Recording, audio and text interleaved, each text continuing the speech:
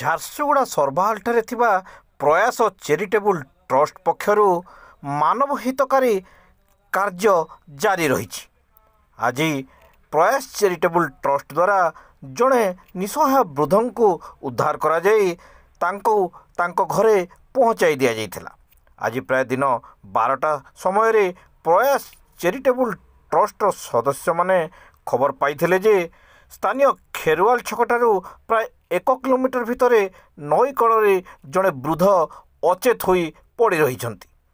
ସେଠାକୁ ଖବର ପାଇଲା ପରେ ତୁରନ୍ତ ପ୍ରୟାସ ଚେରିଟେବୁଲ ଟ୍ରଷ୍ଟର ସଦସ୍ୟମାନେ ପହଞ୍ଚିଥିଲେ ଏବଂ ପ୍ରୟାସ ଟିମ୍ ସେହି ଜାଗାକୁ ଯାଇ ବୃଦ୍ଧ ଜଣକୁ ଉଦ୍ଧାର କରିବା ସହ ତାଙ୍କୁ କିଛି ଖାଇବାକୁ ଦେଇଥିଲେ।